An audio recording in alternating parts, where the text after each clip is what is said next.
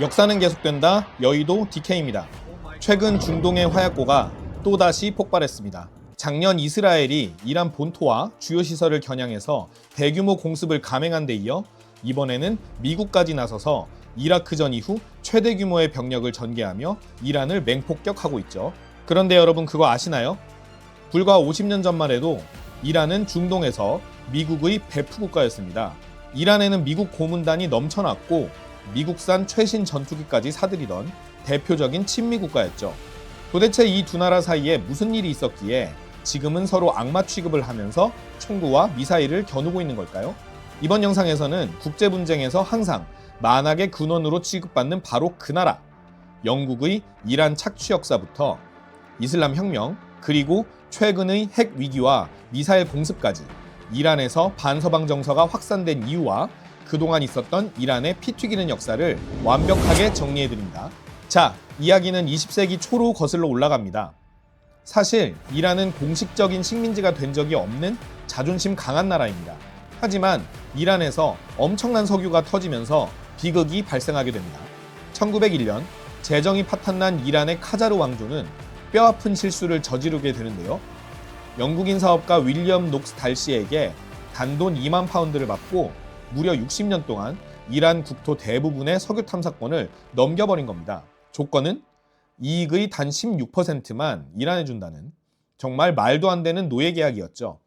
그리고 1908년 중동 역사상 최초로 이란에서 거대한 유전이 터집니다. 영국은 쾌재를 부르면서 세계 3대 석유 기업 중 하나인 현재 BP의 전신인 앵글로 이란 석유 회사를 세웠습니다. 마침 1차 세계대전을 앞두고 영국 해군 군함들의 연료를 석탄에서 석유로 바꾸려던 영국 정부는 아예 이 회사의 주식을 대거 사들여서 사실상 국영회사로 만들어버립니다. 이란 땅에 영국의 거대한 빨대가 꽂힌 겁니다. 자, 그러면 이란 국민들은 이 석유를 팔아서 부자가 되었을까요? 천만의 말씀입니다. 이란 남부 아바단에는 세계 최대의 정유 공장이 세워졌는데 이곳은 완벽하게 쪼개진 두 개의 세상이었습니다. 영국인 관리자들은 수영장이 딸린 호화로운 저택에서 파티를 즐겼습니다. 반면 땡볕에서 하루 종일 위험한 노동을 하는 이란인 노동자들에게는 마실 물조차 제대로 주어지지 않았죠. 전기가 들어오지 않는 쥐가 들끓는 천막촌에서 이란인 노동자들은 전염병으로 죽어갔습니다.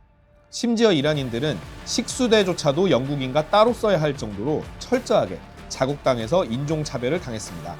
수익 구조는 더 처참했습니다. 회사가 벌어들인 엄청난 돈의 80% 이상이 영국으로 고스란히 흘러들어갔기 때문이죠.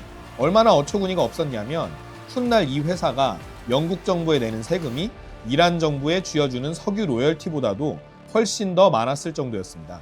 내 나라의 가장 소중한 자원이 털려나가는데도 짐승만도 못한 취급을 받으면서 가난에 허덕여야 했던 이란 국민들.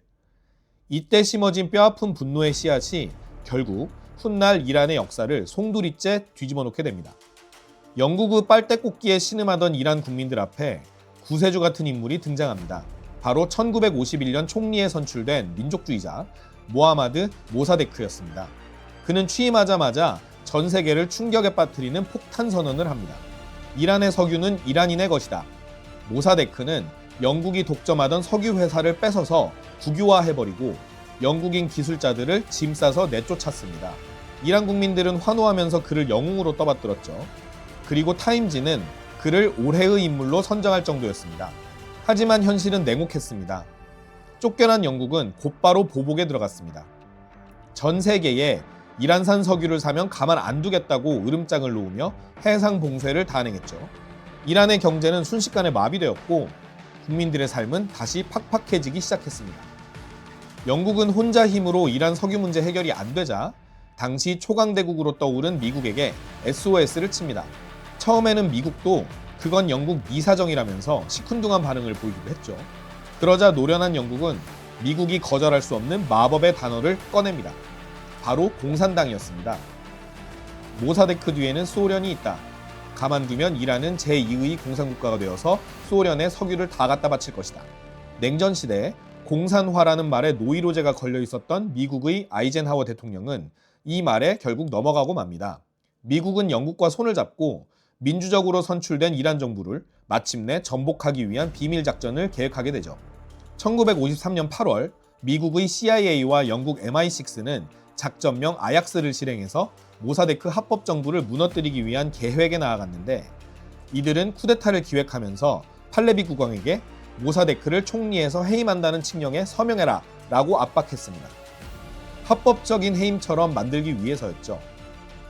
하지만 모사데크의 엄청난 인기를 알고 있었던 팔레비 국왕은 후환이 두려워 계속 서명을 미루면서 망설였습니다.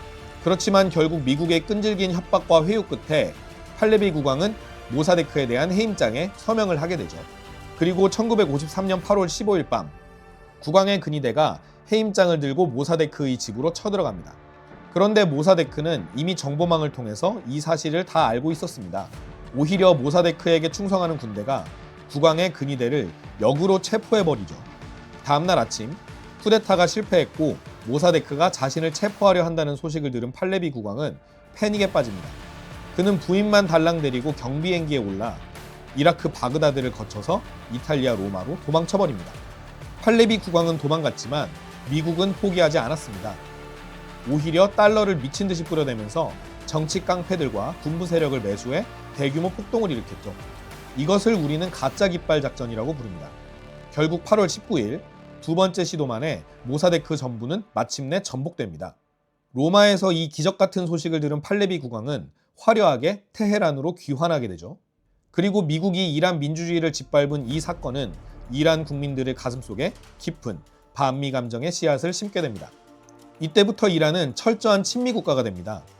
팔레비 국왕은 오일머니를 바탕으로 이른바 백색 혁명을 일으켜 서구화와 근대화를 밀어붙입니다. 히잡 착용을 금지하고 여성에게 투표권을 주었죠. 겉보기엔 화려했지만 사실 속은 골마갔습니다. 부와 권력은 왕실과 소수 특권층에게 집중됐고 빈부격차는 극에 달했습니다. 이에 반발하는 국민들은 잔혹한 비밀경찰 사바크를 동원해 고문하고 탄압했죠. 사바크를 훈련시킨 게 미국 CIA라는 사실이 알려지면서 이란 민중의 분노는 팔레비 국왕을 넘어 그 배후인 미국을 향해 끓어오르고 있었습니다. 1979년 마침내 억눌렸던 분노가 폭발합니다. 바로 이슬람 혁명입니다. 이란 국민들은 부패한 왕정을 무너뜨렸고 팔레비 국왕은 미국으로 도망칩니다. 그 빈자리를 채운 건 이슬람 시아파의 최고 지도자 루홀라 호메인이었습니다. 그는 귀국하자마자 서구식 제도를 모두 뜯어고치고 이슬람 율법이 지배하는 이란 이슬람 공화국을 선포합니다. 친미 국가였던 이란이 하루아침에 세계에서 가장 강력한 반미 국가로 뒤집힌 겁니다. 그리고 1979년 11월 두 나라의 관계에 영원한 쐐기를 박는 사건이 터집니다. 미국이 도망친 팔레비 국왕을 내어달라는 이란의 요구를 무시하고 암 치료를 해주자 분노한 이란 대학생들이 테헤란 주재 미국 대사관을 점거해버린 겁니다. 미국 대사관을 점거한 이란 대학생들은 미국인 52명을 무려 444일 동안 인질로 붙잡아둡니다. 미국 입장에서는 엄청난 치욕이었고 이때부터 두 나라는 돌아올 수 없는 강을 건너게 됩니다. 반미 국가로 거듭난 이란은 중동에서 새로운 전략을 짭니다. 바로 이슬람 시아파의 맏형 역할을 자처하면서 세력을 키우는 것이었죠.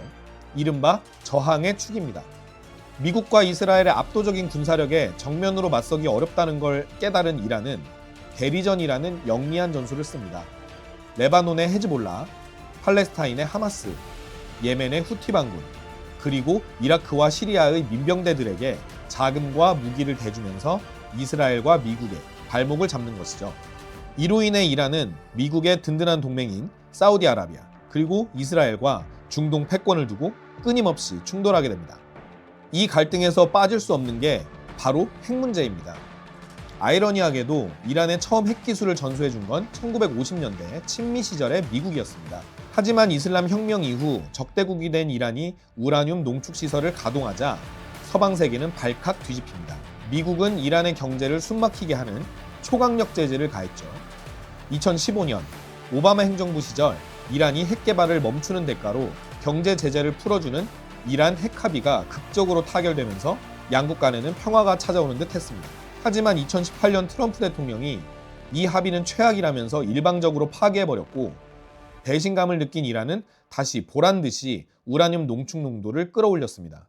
그리고 이 모든 앙금은 최근 하마스 이스라엘 전쟁을 계기로 마침내 폭발했습니다. 작년에 하마스 이스라엘 분쟁이 격화되면서 이스라엘은 배후인 이란의 장성들을 암살하고 핵심 군사시설과 방공망에 대규모 공습을 가했습니다. 이에 질세라 이란도 사상 최초로 이스라엘 본토에 탄도미사일과 드론을 쏟아부으면서 맞불을 놨죠. 대리전이라는 그림자 전쟁의 규칙이 마침내 깨진 겁니다. 그리고 가장 충격적인 파국은 바로 지금 2026년에 벌어지고 있습니다.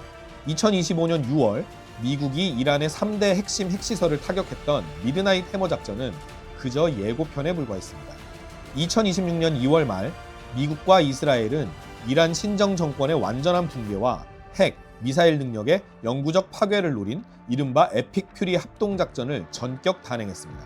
아직까지는 미국 지상군이 전면적으로 투입된 직접적인 침공은 아니지만 사실상 전면적이나 다름없는 역대급 맹폭이었습니다. 수도 테헤란은 사실상 초토화되면서 엄청난 타격을 입었고 이란의 47년 철권 통치를 상징하던 최고 지도자 하메이니마저 사망한 것으로 알려지면서 전 세계가 깜짝 놀랐죠. 벼랑 끝에 몰린 이란 역시 가만히 있지 않았습니다. 세계 원유 수송의 생명줄인 호르무즈 해협 봉쇄카드를 만지작거리면서 미군 기지와 이스라엘, 심지어 주변 친미 아랍 국가들을 향해서 미사일과 드론을 퍼붓고 있습니다. 영국의 탐욕과 미국의 오판으로 시작된 70년의 피 튀기는 복수극. 그런데 여러분, 이 중동의 거대한 불길은 결코 남의 나라 이야기로 끝날 일이 아닙니다. 바로 우리 머리 위에 있는 북한 때문입니다. 아시다시피 북한과 이란은 과거부터 미사일과 핵기술을 몰래 주고받으며 미국의 가혹한 제재를 함께 견뎌온 이른바 반미연합입니다. 조지 W. 부시 대통령 시절에는 나란히 악의 축으로 묶이기도 했죠. 지금 미국과 이스라엘의 스텔스기들이 이란의 방공망을 뚫고 들어가 핵심 시설들을 초토화시키는 이 생생한 장면을 보면서 평양에 있는 김정은이 과연 무슨 생각을 할까요? 아마도 10중 8구, 핵 합의를 하든 말든 결국 압도적인 핵무기를 손에 쥐고 있지 않으면 저렇게 당하고 만다 라는 교훈을 얻고 있지 않을까요? 이란의 비극이 오히려 북한의 핵폭주에 기름을 부을 수도 있다는 뜻이죠. 중동에서 벌어지고 있는 이 파멸적인 치킨 게임은 한반도의 지정학적 체스판에도 섬뜩한 경고장을 던지고 있습니다. 과연 이란의 운명은 어떻게 끝이 날까요? 그리고 불똥이 튄 한반도의 평화는 과연 안전할까요? 여러분의 생각을 댓글로 남겨주세요. 지금까지 여의도 DK였습니다. 감사합니다.